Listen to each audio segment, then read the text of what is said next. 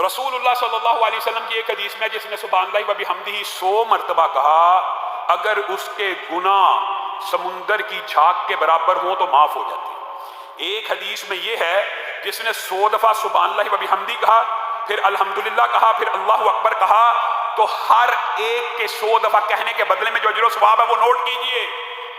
100 اونٹوں کو اللہ کی بارگاہ میں خرچ کر دیا ہے۔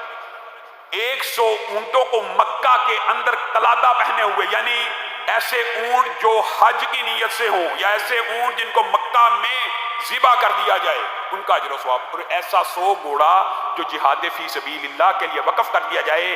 ان 3 الفاظ کو 100 مرتبہ پڑھنے کا اجر و ثواب یہ ہے۔ اور ام ہانی کی جو حدیث ہے، میں سمجھتا ہوں اس ساری تسبیح تحمید کا نچوڑ ہے۔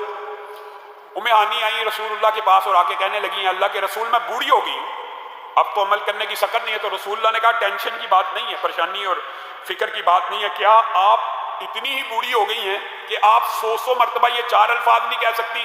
ان میں بھی یہ 4 باتیں شامل ہیں، سبحان اللہ والحمدللہ ولا الہ الا اللہ واللہ اکبر، اس میں لا حول ولا قوت الا باللہ نہیں شامل ام ہانی کی حدیث میں، لیکن یہ 4 باتیں شامل ہیں۔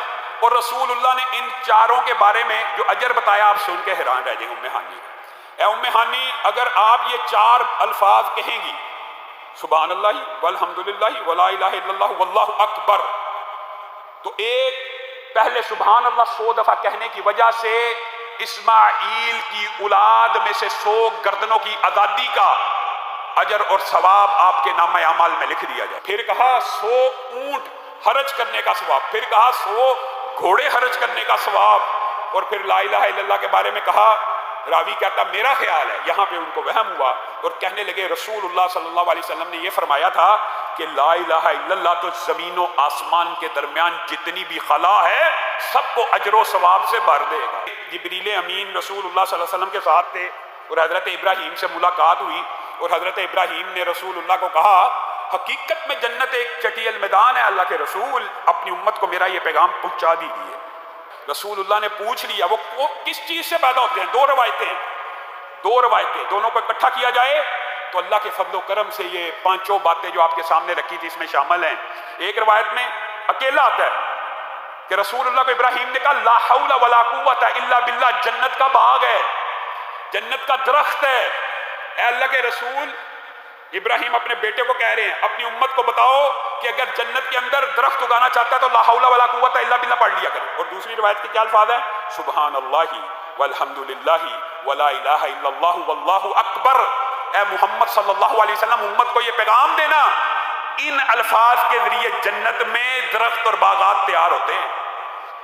آپ نے اپنی زندگی کے اندر جو آپ کو بات کہی ہے نا 100 مرتبہ، اس کو بڑھاتے چلے جائیں، جتنا بڑھائیں گے سبحان اللہ والحمدللہ ولا الہ الا اللہ واللہ اکبر ولا حول ولا قوت الا باللہ، کنفرم گارنٹی۔